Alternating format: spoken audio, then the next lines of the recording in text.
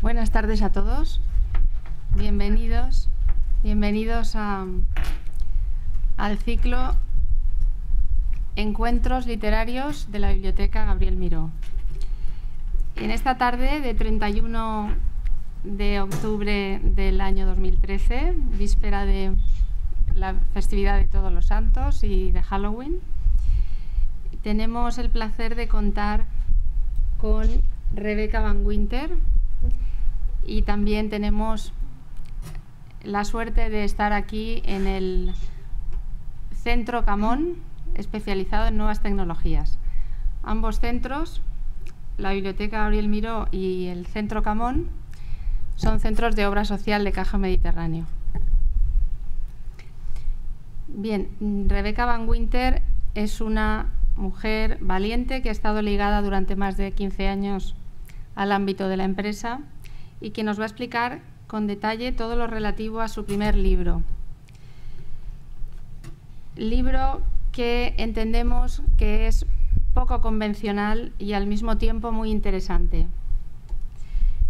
Libro que nos habla de premoniciones, de sueños, del amor, de la interconexión entre ciencia y religión, entre otras muchas cosas. Su novela Lo inesperado, The Unexpected, pronto va a ser traducida a la lengua inglesa. La novela cuenta con 55 capítulos y tiene más de 500 páginas y está obteniendo una respuesta muy interesante entre los lectores.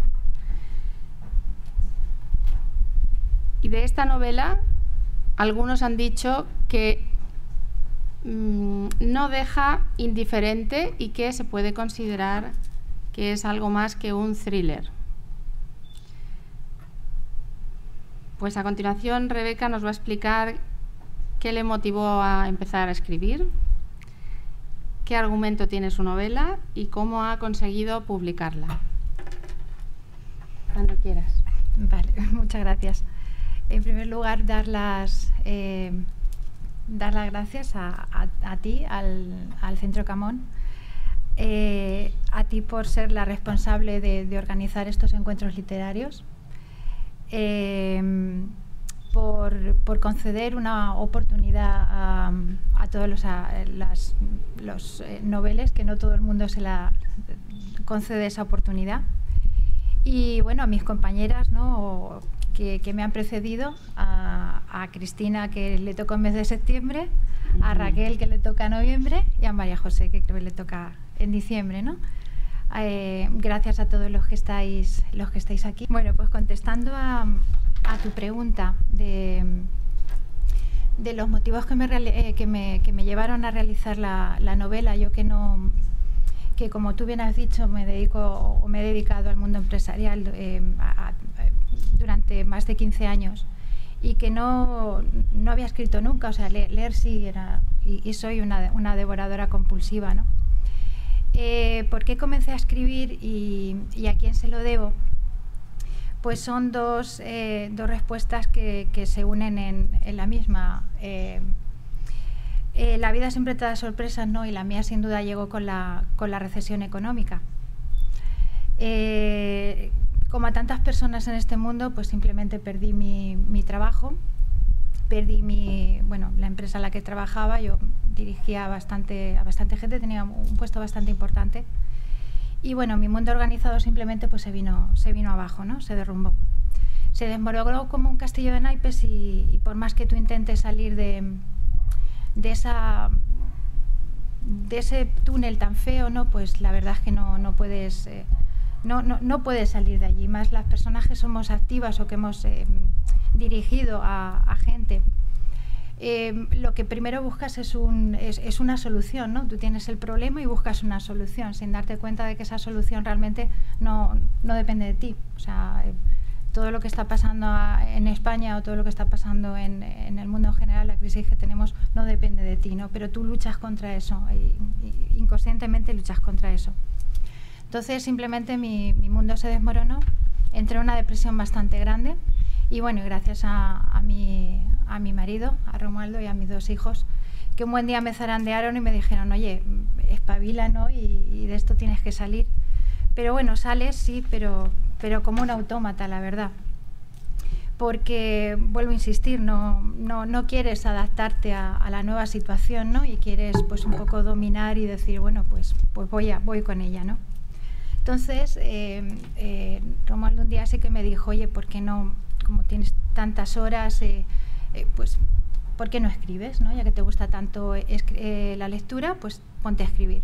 Entonces, claro, me quedé mirándolo bastante sorprendida y dije, bueno, una cosa es leer y otra cosa ya es meterte en otras costuras, ¿no? Ya es un poco más difícil. Y simplemente, como haces con los buenos consejos, lo aparqué, ¿no? Lo aparqué hasta que, bueno, tú a veces no quieres ver nada de eso, pero bueno, el hombre, como digo yo, el hombre propone y sin duda Dios dispone, ¿no? Decías que has llevado una vida muy activa. Entonces, ¿cuándo te propones cambiar y hacer algo diferente? Pues en la Navidad del 2008, esa noche vieja, la verdad es que no fue muy alegre, que digamos, en mi casa, ¿no? Te vas con todos los problemas del mundo, no te vas pensando en hacer oye, ¿qué de nuevo va a traer el año, ¿no? O los propósitos nuevos, ¿no? que cada uno se hace. Simplemente me fui a la cama y bueno, como digo, o sea, el hombre propone y Dios dispone, porque esa noche tuve un sueño. Soñé con una chica alta, con una chica rubia, una chica muy guapa y muy inteligente. Entonces me iba contando, me iba diciendo pues la biografía de unos personajes, ¿no? Entonces, bueno, pues te levantas al día siguiente. Como ocurre casi siempre en todos los sueños, simplemente recuerdas retales, ¿no? Recuerdas trocitos, no recuerdas todo, y ya está, y se quedó ahí. Mi sorpresa fue a la noche siguiente, cuando volví a tener el mismo sueño, pero un poquito más ampliado, es decir, la biografía de esos personajes que me iba contando y que me iba diciendo, tienes que escribir, tienes que hacer esto, tal, se iba ampliando. Me vuelvo a levantar, o sea, totalmente alucinada, pero bueno, tampoco le di importancia. Ya al cabo de, pues no sé, a los 5 o 7 días, ya sí que es verdad que cogí y dije, bueno, esto no es normal, ¿no? Esto no es normal. Entonces sí que se lo comenté a mi pareja, y el hombre práctico donde los haya, lo único me dijo, pues cómprate una libreta y escribe los sueños que tengas y ya está, ¿no? O sea, yo pensaba que me iba a decir otra cosa, pero simplemente algo tan sencillo como eso, ¿no? Entonces, pues fue así como comencé, ¿no? Mi sorpresa llegó cuando yo iba escribiendo todo aquello que me iban contando. Y mi sorpresa, como te digo, llegó cuando yo descubro que yo había notado que, por ejemplo, Obama, que salía, claro, estaba hablando del 2009, Obama había salido presidente en el 2008, noviembre del 2008, y entonces, como bien pongo ahí, pues yo escribo que Obama era reelegido, es decir, yo estaba hablando del año 2011, ¿no? Entonces, la primera sorprendida, pues realmente era yo, ¿no? O escribir que, por ejemplo, el Papa que había en aquel momento, el líder espiritual del Vaticano, Benedicto XVI, se marcharía, ¿no? Se marcharía para dar paso a un cambio más profundo, o unos cambios en el Vaticano, ¿no? O escribir, por ejemplo, que meteoritos, ¿no? que iban a impactar, es decir, que el escudo protector de la Tierra, en definitiva, cada vez es menor, y que meteoritos, asteroides pueden en cualquier momento pues usarnos de diana, ¿no? Mi sorpresa, efectivamente, cuando en el 2012 ocurre esto, o cuando hace recientemente poco, pues lo de los meteoritos, ¿no? Aviones que se impactan contra el suelo, ¿no? sin motivo aparente. Algo que me chocó mucho también, que fue, aunque no lo he puesto aquí en el PowerPoint, que fue la subida de impuestos para justificar la ley sanitaria que tiene Obama, la subida de impuestos en la comida basura. O sea, eso conforme conforme iba apuntándolo, o sea, yo misma no salía del asombro. Y imagínate cuando ya lo tienes escrito, cuando ya lo tienes publicado y encima todo eso que tú has dicho se va cumpliendo, ¿no? Pues realmente pues te impacta y mucho, ¿no? Te impacta y bastante. Rebeca, ¿cómo empieza realmente la novela? Y también quería preguntarte, ¿qué quieres destacar de cada uno de los personajes? La novela arranca de una manera bastante fuerte, arranca con el atentado contra Obama. Y a la hora de... A ver, me gustaría que pusierais un poquito en mi lugar, ¿no? A la hora de tener que hacer, de tener que preparar toda una trama, toda una serie de personajes, etcétera, o sea, tú que no has escrito en tu vida, dices, bueno, ¿por dónde empieza, no? Pero ese pasaje con el que arranca era el que más se me repetía, o sea, daba igual que me fuera a buscar a mis hijos al colegio, que fuera a comprar esa imagen con los pétalos cayendo, una especie de rosa negra cayendo, etcétera, esa imagen se me repetía continuamente, ¿no? Entonces decidí arrancarla por ahí. Y empezar diciendo, bueno, ¿y por qué no hago una trama interactiva? Es decir, lo que quería transmitir era lo que a mí me estaba ocurriendo, ¿no? Que el lector cuando empezara a leerlo no permaneciera pasivo, que participara en la novela y que se identificara con los personajes, como decir, oye, esto me puede ocurrir también a mí, ¿no? Es decir, es lo que a mí me estaba ocurriendo, pues trasladarlo un poquito, ¿no? De esa manera. Entonces, la historia arranca la estructura en 3 tramas importantes. Son 3 tramas cruzadas. Por un lado tenemos a William Hank, que es su historia comienza a finales del 2012, principio del 2013, se va desarrollando. William Hank es el guardaespaldas de Obama, está asignado a su protección. Y él sueña repetidamente, es un chico muy joven, y él sueña repetidamente que atentan contra su protegido, ¿no? Han es el personaje que encarna la figura del protector, porque desde pequeño él ha tenido sueños premonitorios también, que su madre sabiamente le decía anota en la libreta, ¿no? Ve anotándolo en la libreta, y él poquito a poco ha cogido confianza en sí mismo, viendo que esas premoniciones se cumplían, ¿no? Todas esas premoniciones se cumplían.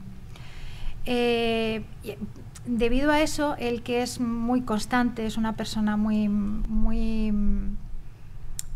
persigue algo y lo consigue. Él sabe que si está soñando repetidamente todo eso es porque algo va a ocurrir, ¿no? Algo va a pasarle a su protegido. Entonces él va a indagar hasta debajo de las piedras con tal de encontrar quién quiere atentar contra su protegido, ¿no? Él encarna la figura del protector, o lo quise hacer así porque en Estados Unidos la figura de los sensitivos está bien vista, de modo que, por ejemplo, en el FBI pues colaboran, en la policía colaboran, es decir, ponen esas virtudes, esos dones que ellos tienen, los ponen al servicio de la comunidad, ¿no? Entonces él precisamente pues va a guiarse por ese instinto que él tiene desde pequeño, pues va a guiarse, ¿no? Luego está la siguiente trama, que es la pareja alicantina, compuesta por Marian y por Javier, y esta acción se sitúa en el 2011, ¿no? Marian y Javier es una pareja joven con 2 niños pequeños, que debido a la recesión económica pues pierden todo, absolutamente lo que poseen, ¿no? Tienen una empresa, la pierden casa, pierden coches, pierden amistades. Pero lo que a Marian, por ejemplo, más le duele, ¿no? o le toca en profundidad el alma es la familia, ¿no? O sea, esa familia que estaba ahí mientras el dinero fluía, pero en el momento en que el dinero escasea, pues huyen como las ratas, ¿no? Entonces eso ella lo lleva muy mal, la verdad. Pero peor lleva ella se apoya mucho en Javier, él es el fuerte de la novela, el fuerte de la pareja. Pero Javier últimamente, que también es un chico muy sensible, y ahora os explicaré por qué, Javier tiene últimamente una serie de sueños o de viajes extraños, ¿no? Él se va a dormir y de repente se despierta a mitad de la noche, pues, y le cuenta a su mujer que que ha estado en un sitio, o sea, ha estado a miles de kilómetros, ha estado, por ejemplo, en un bar, ha estado oyendo todas las conversaciones, escuchando la tele, lo que estaban diciendo, da igual que el idioma no fuera el mismo, ¿no? O sea, eran unas vivencias muy reales. Entonces eso a él le destroza, porque es un hombre muy organizado, es un hombre muy metódico, sensible, porque también desde pequeño, sobre todo desde que a la edad de 10 años pierde a su padre, él lo ve, él puede contactar es dentro de esas personas que tienen un don especial también, y la suerte de contactar con el más allá, y es su padre el que le va guiando todos estos años por el camino, ¿no? Pero como ocurre con los niños, pues claro, si tu padre fallece y tú lo ves, pues se lo cuentas a todo el mundo. Entonces empiezan a lloverte los palos por todos los sitios, ¿no? No te creo, estás fantaseando, estás tal, estás cual. Entonces simplemente él poquito a poco aprende a ser una tortuga, ¿no? Y a esconderse dentro de su caparazón y no decirle ese don que tiene o esa virtud que tiene, no se lo dice a nadie, salvo cuando encuentra a Marian, que es más abierta en estos temas, ¿no? Entonces lo quise hacer así el personaje, en parte porque si antes os explicaba que William Hunt o la figura de los sensitivos en Estados Unidos está bien vista, hay sectores como en todo, pero está mejor vista. En España yo me he dado cuenta, por lo menos antes, se hablaban de estos temas mucho más abiertamente, y ahora en lugar de evolucionar, involucionamos, ¿no? Vamos hacia atrás. De modo que estos temas se quedan en petit comité para hablarlos el domingo en un café o tomándote un cubata y nada más, ¿no? Cosa que antes se hablaba de otra manera, ¿no? Entonces quise reflejar como las dos realidades.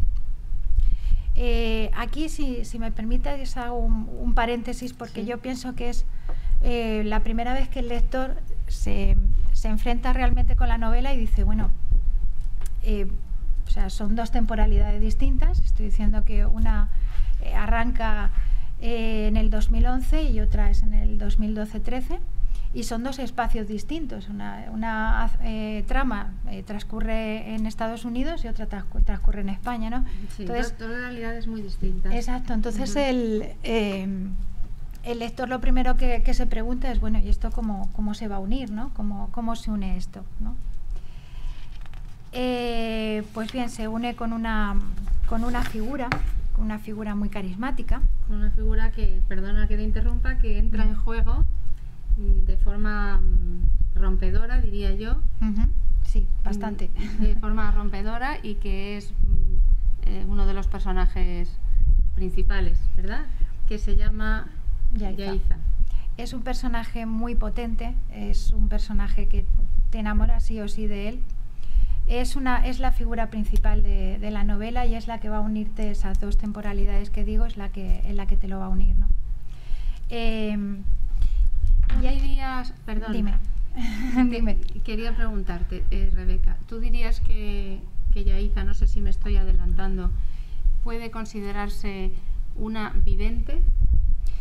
Yaiza es una mujer del siglo XXI, es una mujer muy sabia, tiene en su haber un montón de carreras, tiene un coeficiente intelectual altísimo, y yo la defino como la científica de la novela, ¿no? La que tiene un poder especial, y ese poder es el de unir, explicarle a esos elegidos que ella llama,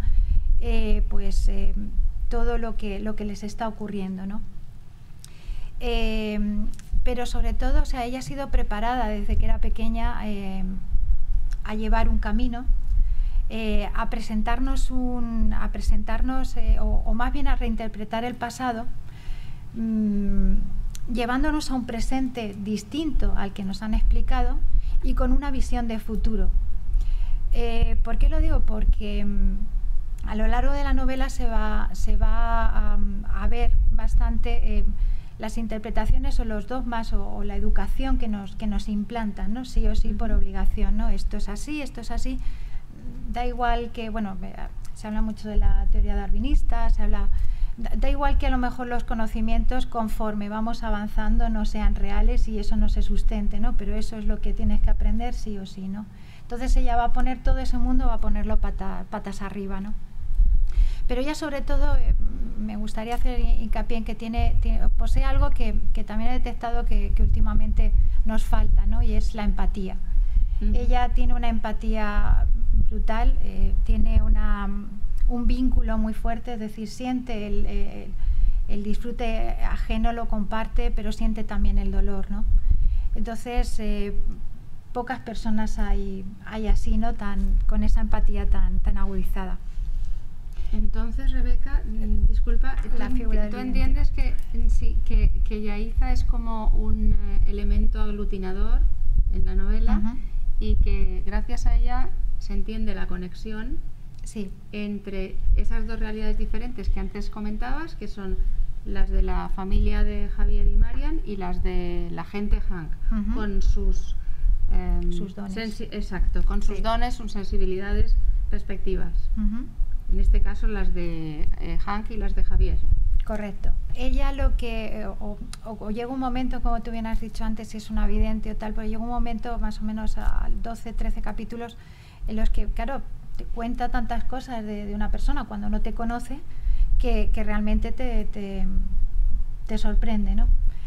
Pero ella, como buena profesora y científica que es, lo que va a intentar, y yo creo que lo consigue es unir esa parte mística con la ciencia, explicarlo. De modo que le va a poner nombre, por ejemplo, a lo que Javier Javier presiente, ¿no? En ese momento, esos viajes que no son otra cosa que desdoblamientos astrales, o sea, son viajes astrales o experiencias extracorpóreas, ¿no? Entonces ella lo va a explicar de la manera científica, y lo va a explicar de la manera científica y es presentándonos a la glándula pineal, ¿no? La glándula pineal es la gran desconocida. Cuando yo me tuve que empezar a documentar sobre la glándula pineal, o sea, y me recorrí muchos libros, muchas bibliotecas, investigué bastante sobre la glándula pineal, te quedas un poco sorprendido, ¿no? Porque es muy pequeñita, es del tamaño de un garbanzo, con forma de piña, y está ubicada en la parte posterior, en la intermediación de los dos hemisferios craneales, ¿no? Y yo en la novela lo llamo el GPS de Dios, o para los hinduistas es el tercer ojo. No sé si habéis visto los dibujitos que van en la frente, ¿no? Sí. Las mujeres casadas, es la simbología del tercer ojo, ¿no? Para ellos, de la glándula pineal. Allí sí que encontré más filón de poder tirar, y ahora lo explico. También lo llamo el almacén de la energía pura, ¿no?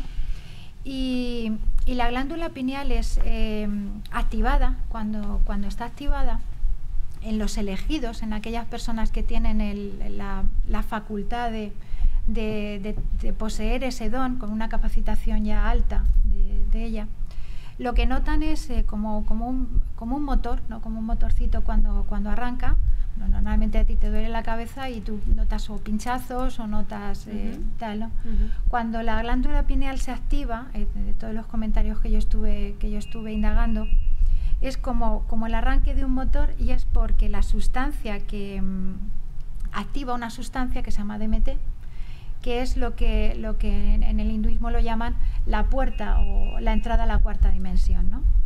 Aprovecho para decir que se dice de tu novela que está muy bien documentada. La prueba es lo que nos estás explicando, aunque no tenemos tanto tiempo como conocimientos tienes de esto, pero curiosamente tendríamos que aprender mucho más, porque de este tema es muy apasionante. Cuando tú comienzas a leerlo en la novela, piensas, yo lo pensé, no sé absolutamente nada. De esa glándula no sé absolutamente nada. Es así, es lo que te decía. O sea, yo cuando empecé a investigar, te vas a temas científicos y lo único que te queda es decir, vale, pues se activa el DMT. El DMT es fundamental para la fase REM, para la fase del sueño. Es primordial para, como digo yo, para resetear el cuerpo, ¿no? O sea, sí o sí, cuando estás cansado necesitas dormir, y da igual lo que hagas, que estás cansado y vete a dormir, ¿no? Entonces, al día siguiente te levantas otra vez con energía, te levantas con las pilas cargadas, ¿no? Entonces influye la glándula pineal en eso, y lo único que te dicen también es que es fundamental para el desarrollo de la pubertad, ¿no? En la adolescencia, y poco más. O sea, hablo desde el 2009, ¿no? Cuando empecé a indagar todo esto. Entonces, sí o sí, por casualidades de la vida, me indican que tengo que empezar a mirar, ya no tanto en temas, o sea, en libros científicos, como sí en temas más místicos. Entonces ahí encontré un verdadero filón, la verdad. Filón, tal como que con una capacitación grande de ella activada, un 45%, 50%, se puede leer pensamientos, se pueden mover objetos, crear energía, regenerar tejidos. Bueno, cuando llegué ya a regenerar tejidos, yo decía, bueno, yo esto lo he visto en especies de animales, no lo he visto en gusanos que los cortas y efectivamente se vuelven a salir, o las estrellas de mar, le cortas un brazo y vuelven a regenerar ese brazo, ¿no? Pero en personas me parecía un poco extraño, ¿no? También mencionabas también en las lagartijas. Sí, también les cortas el rabo, ¿no? Y vuelven a crecer. Entonces, ahí en la parte mística sí que encontré yo, ya te digo, un filón. Pero mi sorpresa llegó, o sea, afortunadamente, el tiempo pasa, y pues igual que me pasó a mí de casualidad encontrar, aunque las casualidades no existen, pero de casualidad, tirarme por el tema místico para ver todo esto, a este señor que voy a presentar ahora, que es el doctor Persinger, y otros neuropsicólogos, perdón. Neuropsicólogos, sí. La palabrita es un poco así. Sí. Como él, pero me centro en él por el experimento que hizo. Él pertenece a la Universidad Laurentian en Canadá. Y las demostraciones que hizo llegan un poco también por azar, ¿no? A él. Él plantea un experimento a la universidad, y es que, bueno, sabemos que la parte izquierda del cerebro controla todo el pensamiento más científico, matemático, etcétera, pero él quería saber qué parte del cerebro activaba aquellas neuronas para, por ejemplo, para un pintor pintar, para un escritor escribir, es decir, la parte artística, qué estímulo influenciaba en la parte artística, y así es como él presenta el proyecto. De modo que contrata, o sea, circula por la universidad, pide voluntarios, acuden bastantes voluntarios, entonces le explican pues lo que quiere hacer.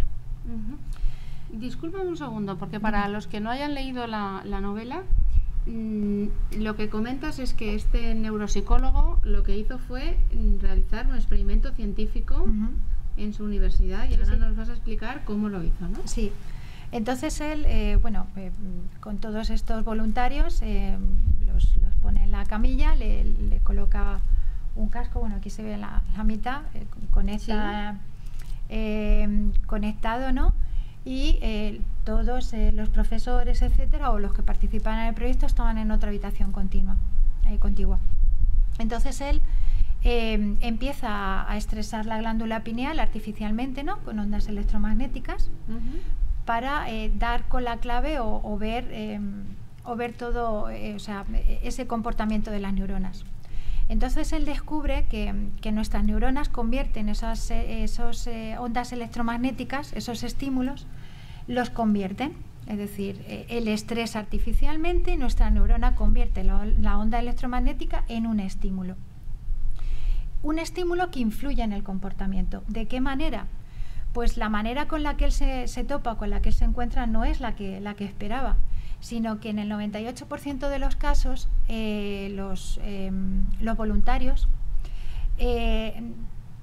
realizaban una serie de actos, y esos actos en el 98% de los casos experimentaban una experiencia extracorpórea, es decir, el chico o la chica se veía saliendo de su cuerpo, se veía lo típico que vemos en todas las películas, ¿no? Se ve saliendo de su cuerpo, se ve tumbado en la camilla, se ve transportándose o viajando hacia la habitación continua, y oye las conversaciones que tienen los profesores, etcétera, ¿no? Eso en la mayoría de los casos. Otros notaban simplemente estaban tumbados en la camilla y describían que sentían mucho frío, que tenían mucho frío, veían que efectivamente la temperatura de la sala había disminuido y decían que notaban una presencia al lado. Otros paseaban por un túnel muy iluminado, que son las experiencias que casi la gente cercana a la muerte comenta, ¿no? En definitiva, lo que él estaba buscando no lo encuentra, pero sí que encuentra una explicación, ¿no?, científica de esas experiencias místicas que tienen muchos de los elegidos de forma espontánea, ¿no?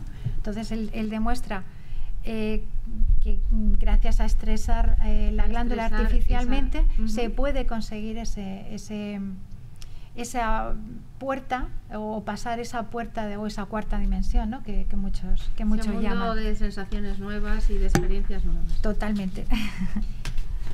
Bueno, entonces esa sería más o menos la primera parte en la que yo divido la glándula pineal, lo que es el experimento científico. Luego hay otras dos partes muy interesantes, que es, o por lo menos lo que yo me pregunté, ¿no?, cuando me informé de todo esto, lo siguiente que te preguntas es, bueno, ¿y esto es algo nuevo? ¿Es algo exótico?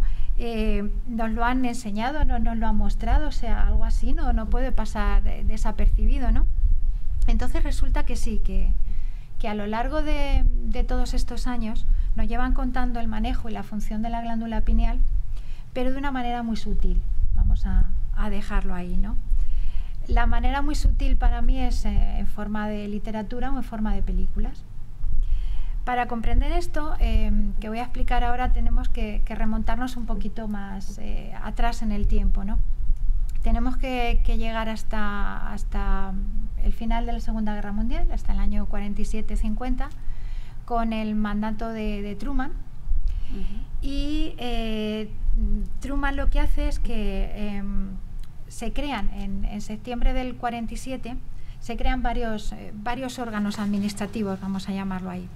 Se crea la NSA, que seguro que ahora os suena un montón la NSA por todo el follón que hay montado con las escuchas ilegales a Merkel, a nuestros políticos, etcétera, etcétera, ¿no? Pues está metida en la NSA, que curiosamente es uno de los organismos que nunca baja en su presupuesto. O sea, todos los años incrementa por mucha crisis que haya, pero todo esto del espionaje es lo que les tiene que funcionar bastante bien, ¿no?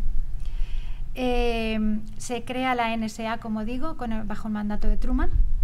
Se crea el proyecto Sigma, que es para contactar con vida extraterrestre. Y se crea el proyecto Majestic 12, ¿no? Llegas un momento que dices, bueno, y este interés de repente por el proyecto Sigma, por el espionaje, ¿qué tiene que ver, no? Nos vamos a centrar un poquito más de pasada en el proyecto Majestic 12 porque hubo una serie de impactos o de colisiones durante esa época, durante la época de los 50, el final del mandato de Truman y el comienzo de Eisenhower, en el cual una serie de objetos volantes no identificados impactaron no solo el famoso y el más conocido, que es el de Roswell, ¿no?, sino en distintas partes de nuestro planeta, ¿no? De modo que ahí empezó realmente a despertarse el interés de la población por toda esta ufología, porque muchos habían sido los testigos y en diversas partes del mundo que habían detectado estos objetos volantes, ¿no?, o que los habían visto simplemente como se estrellaban, ¿no? Entonces, en una de estas colisiones rescatan el famoso libro amarillo que describen ellos, el Yellow Book. Y el libro amarillo es como nuestra caja negra ahora. O sea, tú tienes un accidente en un avión o el accidente que ocurrió en Santiago y lo primero que te vas es a la caja negra a buscar información, ¿no? Pues a lo largo de estos años esas cajas amarillas, que las llaman así las cajas amarillas porque desprendían un montón de luz, de energía, pues empiezan los científicos, imagínate, ¿no?, el baile de científicos que tuvo que haber, el baile de presidentes, etcétera, que poco a poco iban desgranando información de ese libro amarillo, ¿no?, de esa caja amarilla. Con el devenir de los años nos vamos enterando, se van sacando tecnológicamente. Yo siempre me he preguntado, y he dicho, bueno, en años hay que ver cómo hemos avanzado, ¿no? Cómo hemos avanzado tecnológicamente, es decir, es como subir un parón y de repente, ¡boom!, ¿no? Un avance brutal en las tecnologías. Hasta tal punto que llegan los propios dirigentes o los propios científicos a decir, esto se nos escapa de la mano y tenemos que contarlo de alguna manera, ¿no? Pues qué mejor manera de contar todos esos avances tecnológicos y esa glándula pineal que encuentran, que descubren cómo hacer lo que ya sabían, ¿no?, de la glándula pineal, cómo poder hacer una máquina que hiciera la función que tiene la glándula, ¿no? Pues, por ejemplo, pues es de viajar de un sitio a otro, pues a modo de reproducir esa glándula que de una manera voluntaria los elegidos o aquellas personas que tienen un don especial pueden hacerlo, ¿no? Pues dentro de toda esta información que ellos recuperan, ven que también se pueden realizar un experimento, ¿no? Se puede crear una máquina artificialmente que recree la glándula. De modo que, por ejemplo, en Minority Report, en la película, se habla de un montón de avances científicos, de avances tecnológicos, perdón, pero también se habla de la glándula pineal. Si os acordáis de la película, son tres hermanos que están conectados entre sí, ¿no?, por neuronal, a través del cerebro, están en un líquido acuoso, es decir, todo eso es cómo se recrea la glándula pineal, ¿no?, cómo es. En Contact, por ejemplo, es Contact, que tiene como protagonista Judy Foster. Ella es una científica de SETI, de búsqueda de inteligencia extraterrestre, y ella encuentra unos planos para recrear una máquina para viajar en el tiempo, ¿no?, a través de agujeros de gusano, ¿no?, o lo que Einstein decía, la teoría de cuerdas, me parece que se llama, ¿no? Déjà Vu es otra película también que utiliza la glándula pineal, en la cual Denzel Washington viaja también para salvar a la chica, ¿no?, 4 días antes de que ella sea asesinada. Y discúlpame, Rebeca, yo por ejemplo no soy consciente de que en esa película, en Déjà Vu, sí, por ejemplo en Déjà Vu, no soy consciente de que realmente se esté de alguna forma hablando de esa glándula o que tenga una función importante.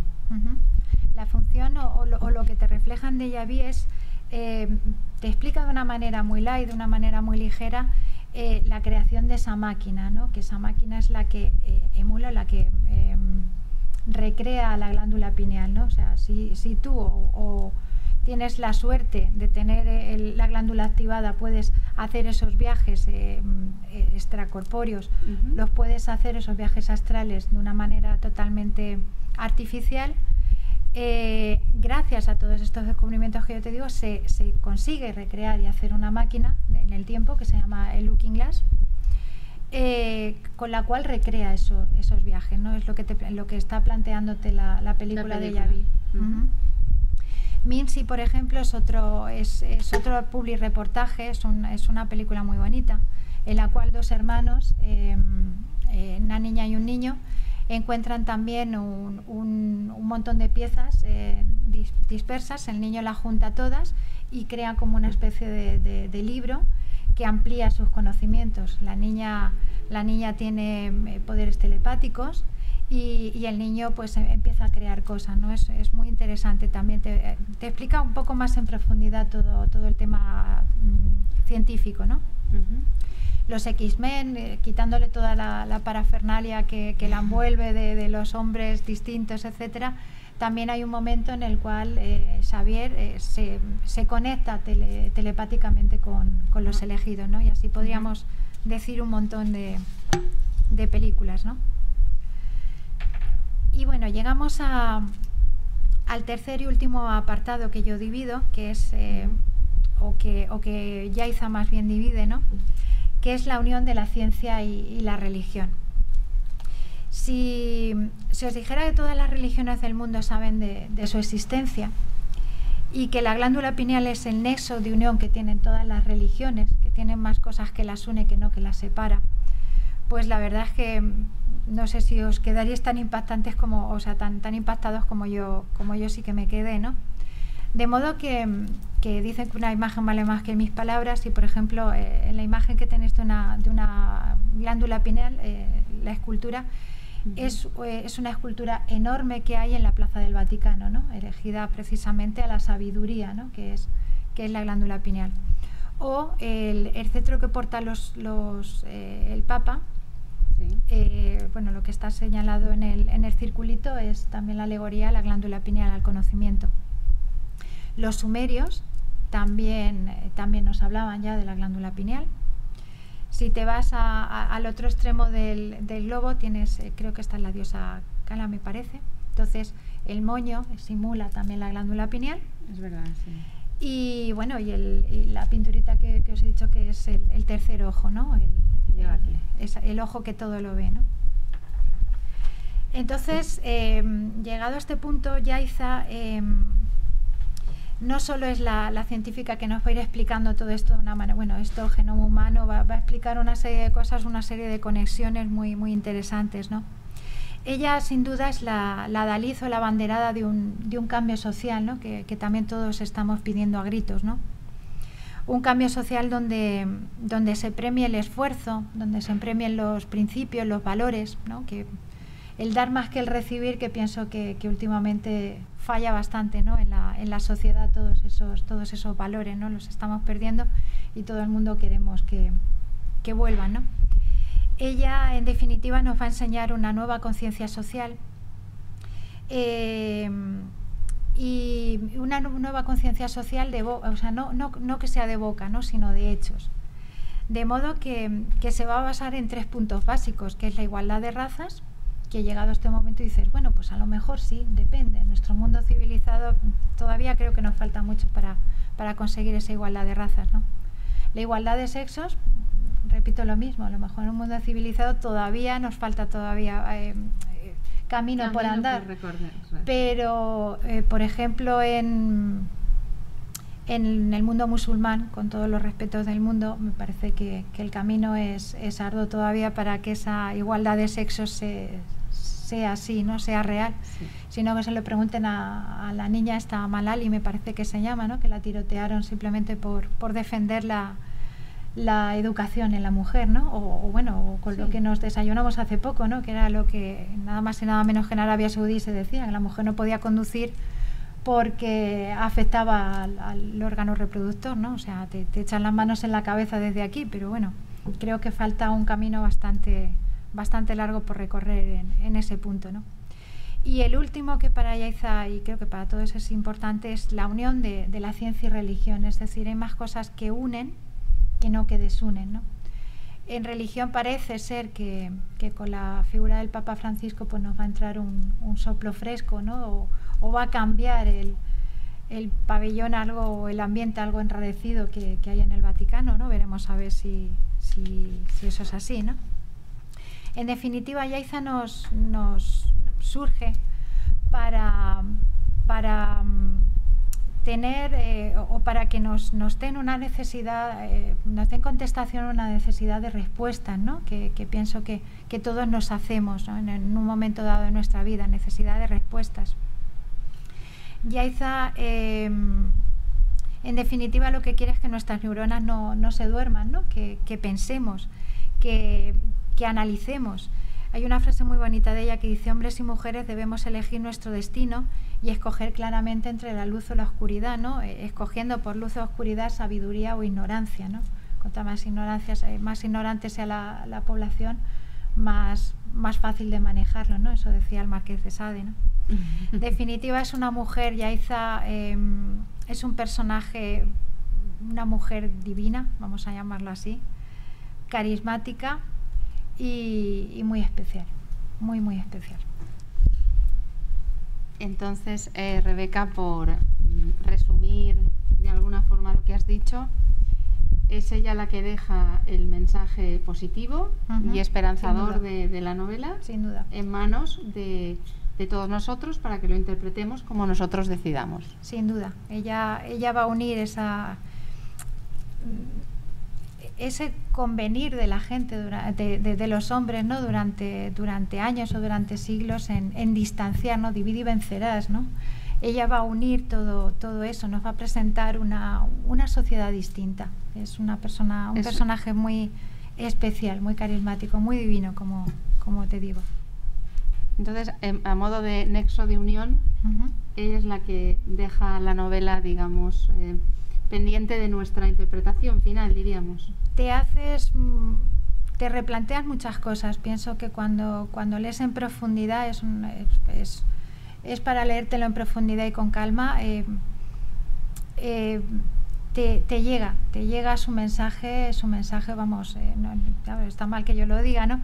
Pero por todos los mensajes que me están entrando a través del blog o de las páginas en general, está calando, cala bastante. El personaje de ella cala mucho. Muy bien. Entonces, como bien decías, la novela ha tenido mucho eco en medios, en blogs literarios, en las propias librerías, siendo número 1 en ventas en librerías tan prestigiosas como la Casa del Libro.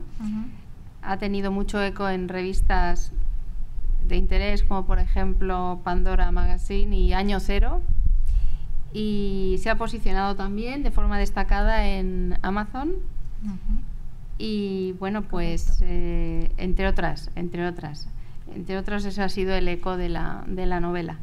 Y ahora les dejamos tiempo para que hagan las preguntas que consideren y que deseen hacer. Muy bien.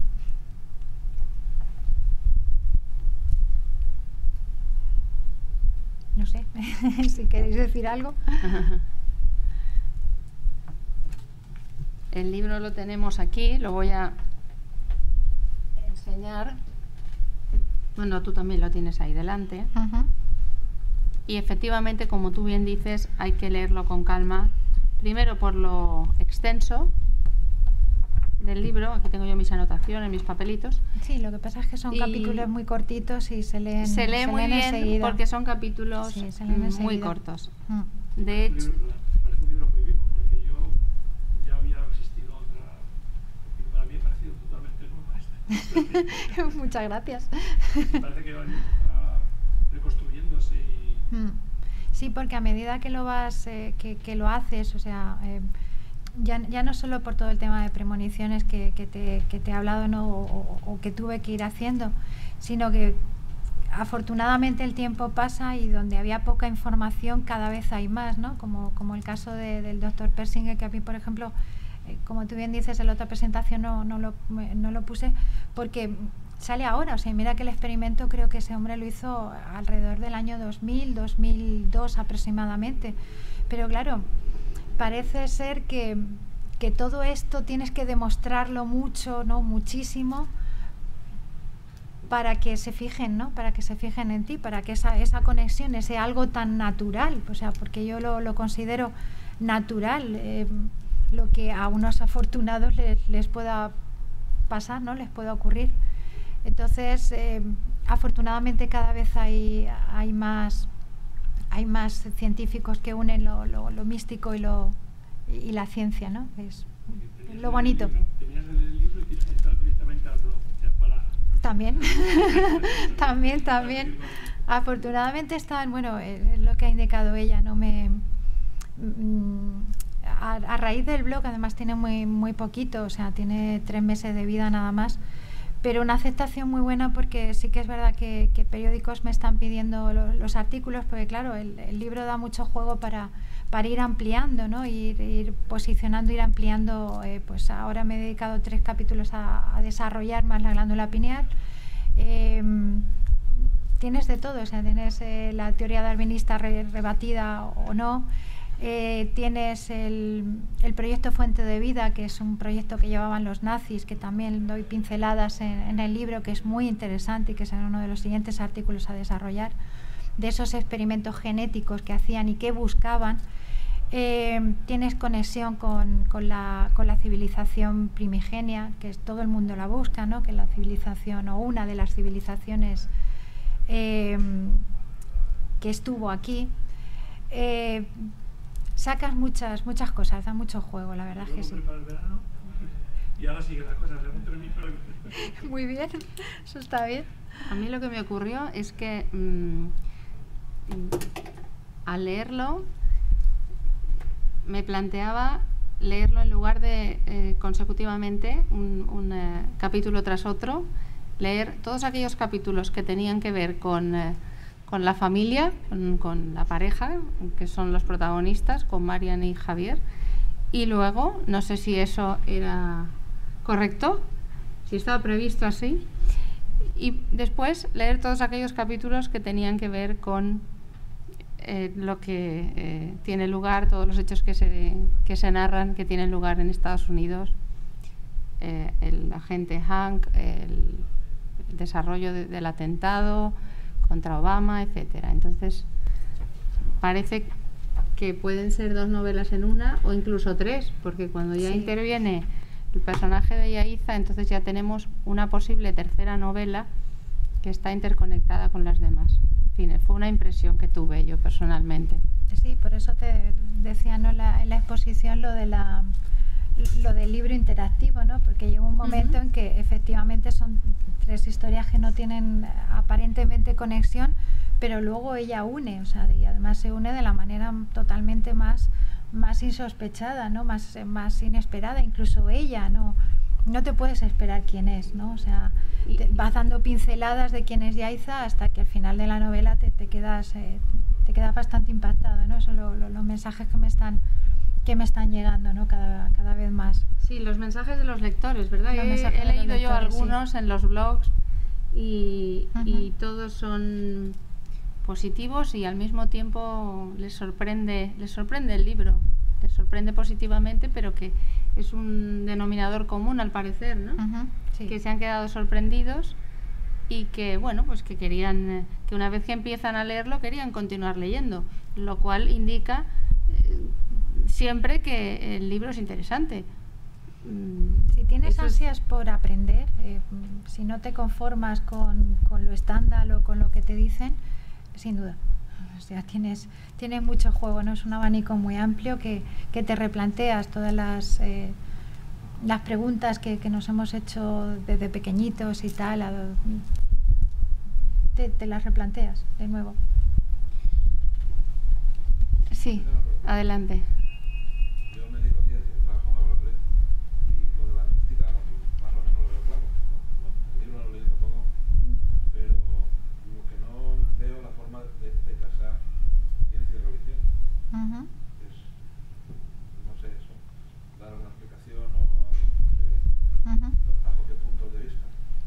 Bajo el punto de vista de la glándula, o sea, empezando por ahí, por la glándula, ¿no? Todo lo que he explicado, es decir, ha habido durante siglos, ¿no?, que el conocimiento solo estaba reservado a unos cuantos, ¿no? Y dentro de esos cuantos estaba la Iglesia, sin duda alguna, ¿no? Entonces, como bien explico en uno de los artículos que he ido desarrollando durante este tiempo, ese saber solamente estaba reservado a una élite, ¿no? Afortunadamente ahora ese saber es mayor, es decir, la glándula no es algo exótico, es algo que ha estado allí y que un grupo muy pequeñito ha sido pues bendecido con ese conocimiento y bendecido con el poder que puede tener con esa